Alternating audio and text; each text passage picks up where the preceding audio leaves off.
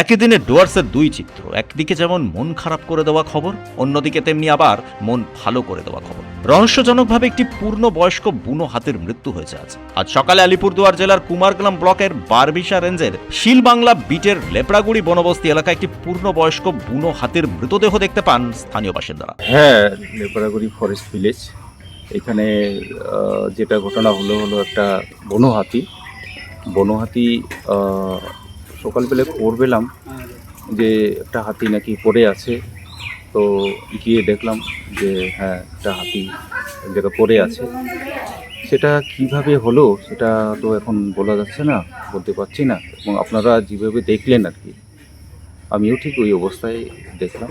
মানে হাতিটা কি মারা গেছে? হাতিটা আসলে হ্যাঁ মারাই গেছে। আচ্ছা, এটা যে অবস্থায় আছে সেটা মারাই গেছে। তারপরে ফরেস্ট ডিপার্টমেন্টের লোক আসে? হ্যাঁ, ওরা আসছে, আচ্ছা ওরা দেখলো। কিভাবে মারা গেছে জানতে পেরেছেন কি? এখন ওটা কিভাবে মারা গেছে সেটা আমিও সঠিক বলতে পারছি না। তবে দেখা যাক, এখন তো বন আধিকারিক বা বনকর্মীরা আসছেন, প্রশাসন এখন দেখুক। দাদা, একটা বিষয় বলছিলাম, এই যে জঙ্গলের হাতি, এটা একটা পরিবেশের সুন্দর জিনিস, তো ওই যে মারা গেল হঠাৎ করে, তো কি বলবেন এই বিষয়ে? এই বিষয়ে সত্যি খুবই দুঃখজনক বিষয়। সেটা ওয়াইল্ড লাইফ, আমরা সত্যি জীবজন্তু প্রতি আমরাও সবসময় মানে মানুষকে সচেতন করি যে এই ধরনের ভুল কাজ বা কোনো রকম যদি হাতির উপরে অ্যাটাক বা কোনো রকম আক্রমণ এগুলো যেন না হয়, আমরা সকল সময় মানুষকে সচেতন করাই। এবং আজকে যে এই ঘটনাটা ঘটলো সেটা সত্যি খুব দুঃখজনক বিষয়।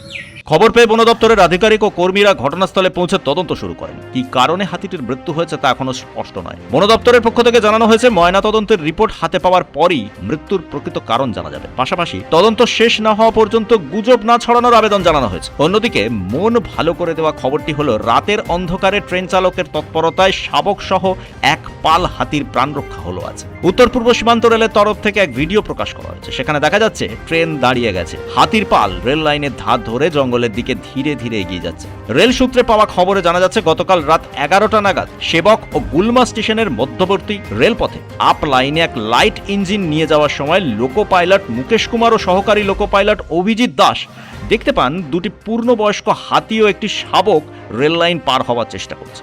পরিস্থিতির গুরুত্ব বুঝে তারা সঙ্গে সঙ্গে জরুরি ব্রেক কষে ইঞ্জিন থামিয়ে দেন। হাতির দল নিরাপদে রেল লাইন পার হয়ে যাওয়ার পরই ফের যাত্রা শুরু হয় রেলের। রেল কর্তৃপক্ষ জানিয়েছে, লোকো পাইলট ও সহকারী লোকো পাইলটের দ্রুত সিদ্ধান্ত, সতর্কতা ও দায়িত্বশীল মনোভাবের ফলেই একটি সম্ভাব্য দুর্ঘটনা এড়ানো সম্ভব হয়েছে। একই সঙ্গে শাবক সহ হাতির পালের প্রাণ রক্ষা পেয়েছে। ব্যুরো রিপোর্ট, পূবের কলম ডিজিটাল।